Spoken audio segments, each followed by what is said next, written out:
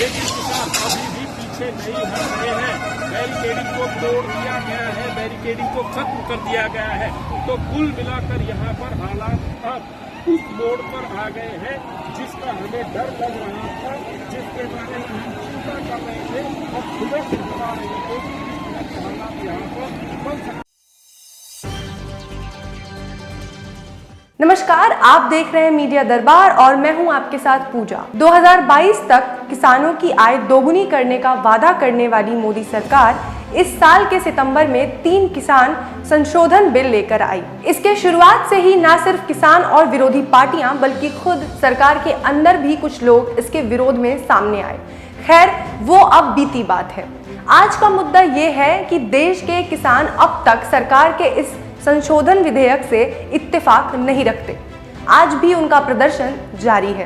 पंजाब के किसान दिल्ली चलो का नारा लिए अपनी मांगों पर डटे हुए हैं।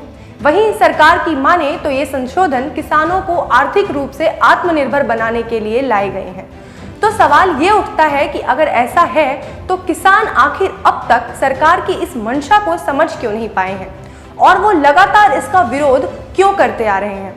तो आइए आपको विस्तार से बताते हैं कि क्या है ये पूरा मामला। आखिर क्यों किसान लगातार इसका विरोध करते आ रहे हैं। केंद्र सरकार किसानों के लिए एक साथ 3 संशोधन विधेयक लेकर आई थी, जिसमें पहला है कृषक उत्पाद व्यापार एवं वाणिज्य संवर्धन एवं सरलीकरण विधेयक 2020, दूसरा कृषि उत्पादन व्यापार और वाणिज्य संवर्धन और सुविधा विधेयक 2020 और तीसरा है मूल्य आश्वासन पर किसान बंदोबस्ती और सुरक्षा समझौता और कृषि सेवा बिल 2020। अब आपको बता दें कि किसानों का विरोध इन तीनों संशोधन विधेयकों को लेकर नहीं है। किसानों का विरोध मुख्य रूप से दूसरे संशोधन को लेकर है, कृषि उत्पादन व्यापार और वाणिज्य संवर्धन और सुविधा विधेयक 2020। अब बात करते हैं कि इस नए बिल में किसानों के लिए क्या होगा। आपने एपीएमसी मंडियों का नाम सुना होगा। एपीएमसी का मतलब agriculture produce and live stock market committee, वो बाजार जहां किसान अपना उत्पाद बेच सकते हैं। इन मंडियों का संचालन करती है राज्य सरकारें। हर राज्य में इनसे जुड़ा एमपीएससी एक्ट भी होता है। ज्यादातर राज्यों में नियम है कि किसान अपनी फसल एमपीएससी मंडियों में ही बेच सकते हैं। बदले में उन्हें फसल का न्यूनतम समर्थन मूल्य दिया जाता है।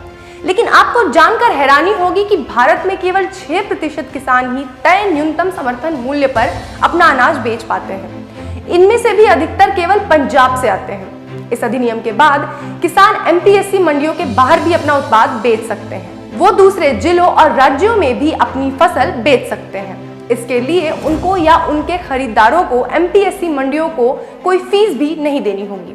अब आप सोच रहे होंगे कि ये तो किसानों के लिए अच्छी बात होगी, हो भी सकता है, लेकिन किसानों को यहाँ ये डर है कि इस कदम द्वारा सरकार प्राइवेट कंपनियों और बड़े पूंजीपतियों को फायदा पहुंचाना चाहती है। सरकारी मंडियों में फसल की एक न्यूनतम कीमत मिलने का प्रावधान था, लेकिन मंडी के बाहर वो न्यूनतम कीमत मिलेगी या नहीं, इसे लेकर कोई नियम इस बिल में नहीं है। ऐसे में हो सकता है कि किसी फसल का उत्पाद ज्यादा होने पर व्यापारी किसानों को मजबूर करे कि वो अपनी फसल कम कीमत पर बेचे। किसानों की एक चिंता ये भी है कि एमपीएससी मंडी में जो अड़तीये अभी उनके फसल खरीदते हैं, उन्हें मंडी में व्यापार करने के लिए लाइसेंस लेना होगा। एमपीएससी एक्ट के तहत वेरिफिकेशन के बाद ही उन्हें लाइसेंस मिलता है। ऐसे में किसान इस बात को लेकर आश्वस्त रहते हैं कि वो धोखाधड़ी नहीं करेंगे।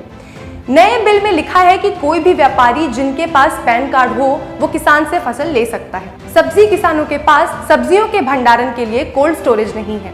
ऐसे में उन्हें उत्पादन के बाद अपनी फसलें औने पौने दाम पर व्यापारियों को बेचनी होगी। प्राइवेट कंपनियों के पास ज्यादा क्षमता और संसाधन होते हैं, तो वे इनका स्टॉक करके अपने हिसाब से मार्केट को चलाएंगे। ऐसे में फसल की कीमत तय करने में किसानों की भूमिका नहीं के बराबर रह जाएगी। कमान बड़े व्यापारी और कंपनियों यानी प्राइवेट प्लेयर्स के हाथों में आ जाएगी। वो ज्यादा फायदा कमाएंगे। वहीं सरकार की माने तो इन संसाधनों के जरिए केवल किसानों के लिए अधिक विकल्प लाना चाहती है। केंद्र सरकार किसान संशोधन करने जा रही है। वो अमेरिका और यूरोप जैसे देशों में पहले ही एक फेल मॉडल साबित हो चुका है। ऐसे ओपन मार्केट का विचार जब उन देशों में सफल नहीं हो पाया, तो भारत जैसे देश में इसकी क्या गारंटी है कि इन संशोधन से पूंजीपतियों का बाजार पर दबदबा नहीं होगा और किसानों को इसका फायदा मिलेगा ही। ऐसे में भारत जैसे देश में एक फेल्ड मॉडल लाना क्या सही फैसला है? खुद बिहार में 2005 में ये कदम उठाया गया था और तब दावे किए गए थे कि इस कदम के बाद बिहार पंजाब से भी आगे पहुंच जाएगा। पर बिहार के किसानों की हालत आज किसी से छुपी नहीं है। ऐसे में क्या गारंटी है कि ये कानून बाकी राज्यों में भी फेल ना हो और किसानों को इसका खामियाजा ना भुगतना पड़े। कहते हैं किसान से बड़ा वैज्ञानिक कोई नहीं होता, किसान से बेहतर उसकी भूमि को कोई नहीं समझता। ऐसे में किसानों की मांग को इस तरह नजरअंदाज करना क्या उचित है? अब सवाल ये है कि सरकार को इसके लिए क्या करना चाहिए। तो इसके लिए सरकार किसानों तक पहुंचे, उनसे इस मुद्दे पर बात कर उन्हें इन सुधारों की जरूरत को समझाए। इन विधेयकों को लागू करने के लिए मजबूत संस्थागत व्यवस्थाओं के निर्माण पर भी ध्यान देना चाहिए, जिससे ये संशोधन निकट भविष्य में सही साबित हो सके। और सरकार को किसान आंदोलन राज्य की सीमा बंद कर दबाना नहीं चाहिए, क्योंकि आंदोलन लोकतंत्र की मजबूती है। इसी के साथ अन्य ऐसी तमाम खबरों और सटीक विश्लेषण के लिए देखते रहिए मीडिया दरबार। धन्यवाद।